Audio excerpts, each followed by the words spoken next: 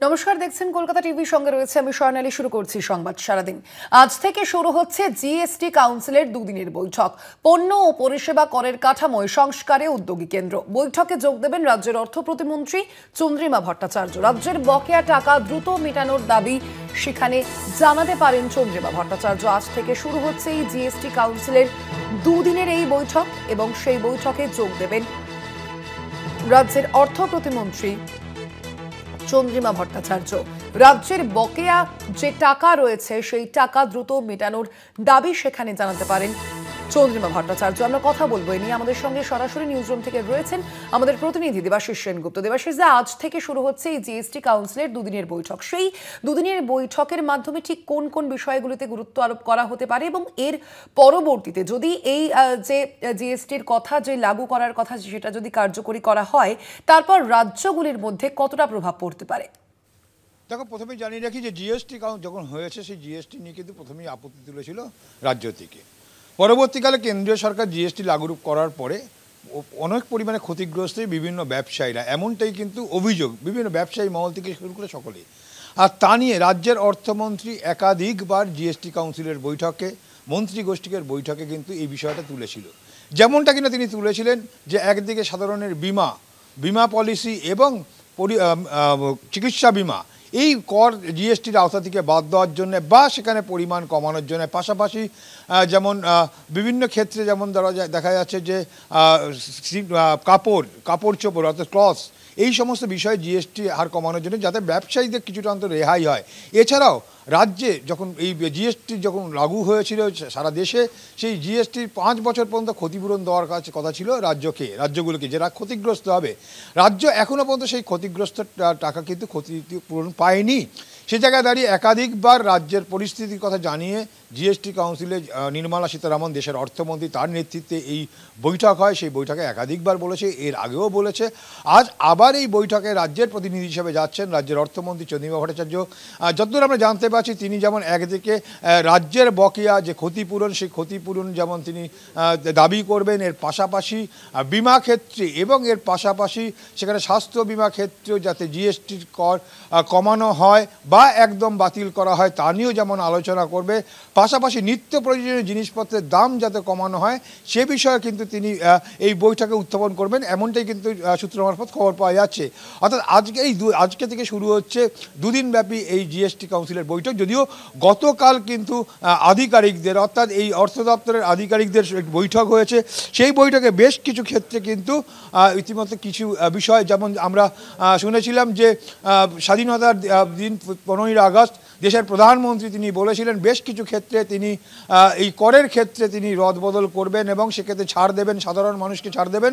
এবং সেক্ষেত্রে দাঁড়িয়ে থেকে ঠিক কতটা ছাড় পাওয়া যাবে, কী ক্ষেত্রে ছাড় হবে, সে নিয়েও কিন্তু আলোচনা হতে পারে। এখনও পর্যন্ত যা আমরা খবর পাচ্ছি যে বেশ কিছু ক্ষেত্রে যে বিষয়গুলো নিয়ে মূলত আলোচনা হবে, যে এই 56তম জিএসটি কাউন্সিলের বৈঠকে যেটা মূল বিষয়বস্তু হয়ে আসছে, যে এখানে বড় সংস্কারের একটা আলোচনার জায়গায় জিএসটি স্ল্যাব উপসারণ।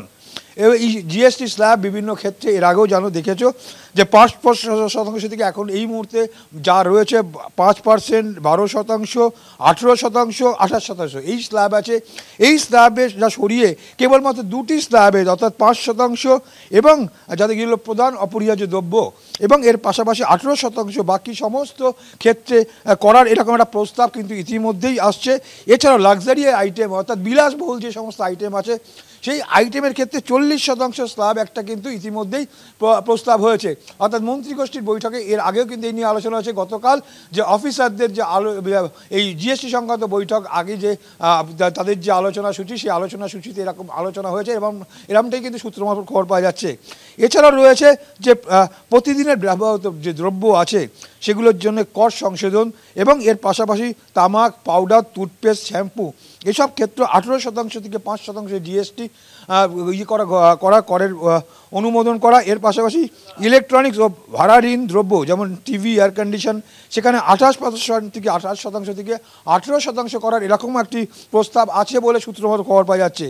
এছাড়াও খাদ্য ও টেক্সটাইল দ্রব্যে কর কমানোর জন্য, যেখানে সেক্ষেত্রে 5% কর কম হতে পারে, সেই জায়গায় দাঁড়িয়ে এরকমটা প্রস্তাব আসছে যাতে এই যারা ব্যবসায়ী, যারা টেক্সটাইল ব্যবসায়ী, তাদের কিছুটা সুরাহা হয়। কেন জানো যে ইতিমধ্যেই যে একদিকে যেমন আমেরিকা যে শুল্ক চাপিয়েছে তাতেও যেমন ক্ষতিগ্রস্ত যে ব্যবসায়ীরা, জিএসটি চাপানোর পরেও কিন্তু দেশে যখন জিএসটি লাগু হয়েছিল তখনও কিন্তু এই টেক্সটাইল ব্যবসায়ীরা প্রচণ্ড পরিমাণে ক্ষতিগ্রস্ত হয়েছিল। অর্থাৎ সেক্ষেত্রে মাথায় রেখেই কিন্তু আলোচনায় এরকমটা উঠে আসতে পারে, যা এখনও পর্যন্ত যা খবর পাওয়া যাচ্ছে। এছাড়াও রাজ্যগুলোর আয়ের যে ক্ষতিপূরণ, যে কথাটা আমরা আগেই বলছিলাম যে এই জিএসটি লাগু হওয়ার পর থেকে রাজ্যের প্রচুর পরিমাণে কিন্তু ক্ষতিগ্রস্ত হয়েছে।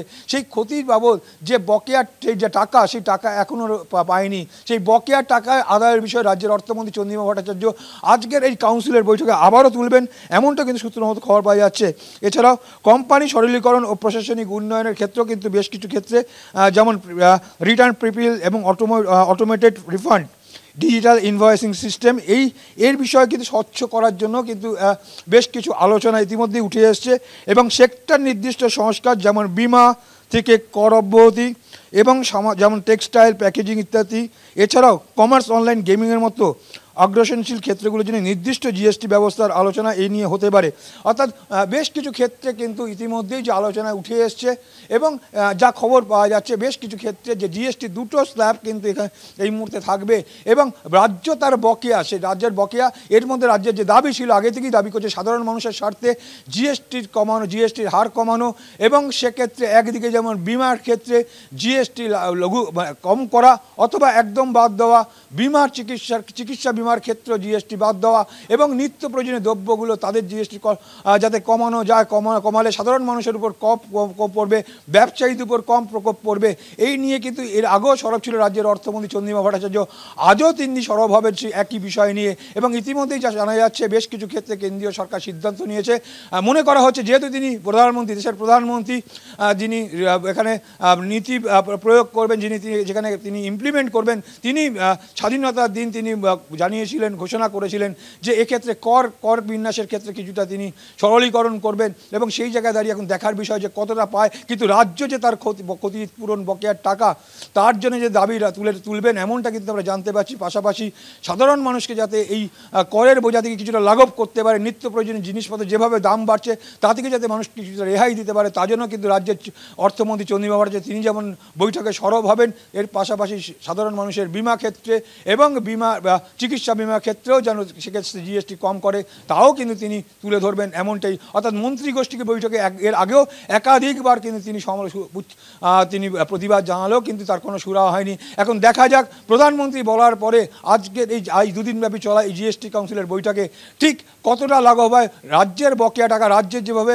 বিভিন্ন প্রকল্পের টাকা বন্ধ করে দিচ্ছে কেন্দ্রীয় সরকার, সেই জায়গায় দাঁড়িয়ে রাজ্যের যে আয়ের টাকা, সেই আয়ের টাকাও তারা যদি রেখে দেয় বা তাহলে রাজ্যের কিন্তু ডেভেলপমেন্ট ক্ষেত্রে অনেকটাই তাদেরকে রাজ্যকে রীতিমতো দুর্যোগ পোহাতে হচ্ছে, রাজ্যকে রীতিমতো কিন্তু দুর্ভোগ পোহাতে হচ্ছে। এবং সেই জায়গা থেকে দাঁড়িয়ে ঠিক কতটা সেই টাকা ছাড়ে, অর্থাৎ ঋণের যে টাকা, বকেয়া টাকা কতটা দেয় রাজ্যকে, সেটাই এখন দেখার বিষয়। বা অন্য ক্ষেত্রেও যে জিএসটি কতটা কী পরিমাণে কমায়, যে দুটি স্ল্যাব করবে তাতে কোন কোন ক্ষেত্রগুলো ইতিমধ্যে আসে যা আমরা বললাম, সেখানে দাঁড়িয়ে দেখার বিষয় যে কতটা সেটা কিন্তু বাস্তবায়িত হয়, সেটার দিকেই চোখ থাকছে সাধারণ মানুষের। অর্থাৎ সারা দেশের নজর কিন্তু আজকে থাকছে জিএসটি কাউন্সিলের বৈঠকে। কেন একদিকে যেমন দেশের সাধারণ মানুষ কেন্দ্রীয় সরকারের বিভিন্ন সিদ্ধান্তের ফলে যেমন ভয়াবহ অবস্থা, বাজারে অগ্নিমূল্য, জিনিসপত্রের দাম যেমন বৃদ্ধি হয়েছে, পাশাপাশি বেশ কিছু ব্যবসায়ীরাও কিন্তু রীতিমতো তারা ক্ষুব্ধ, তাদের যেভাবে তাদের উপর চাপ পড়ছে। এবং একদিকে আমেরিকার যে শুল্ক বৃদ্ধি তা নিয়েও যেমন আমদানি রপ্তানির ক্ষেত্রে একটা বড় যখন প্রভাব পড়ছে, সেই জায়গায় দাঁড়িয়ে জিএসটি কাউন্সিলের সিদ্ধান্তের উপর কিন্তু দেশের আপামর জনতার যেমন নজর রয়েছে রাজনীতিবিদদের। ঠিক জানো যে 2026 বেশ কয়েকটি রাজ্যে নির্বাচন, সেই নির্বাচনকে মাথায় রেখে ঠিক কেন্দ্রীয় সরকার কী সিদ্ধান্ত নেয়, রাজ্য তার বকেয়া পায় কিনা, এসবগুলি এখন দেখার বিষয় রয়েছে। চোখ থাকবে আমাদের সেদিকেই। ধন্যবাদ তোমায়। আমরা কথা বলছিলাম, আমাদের সঙ্গে সরাসরি নিউজরুম থেকে ছিলেন প্রতিনিধি দেবাশিস সেনগুপ্ত।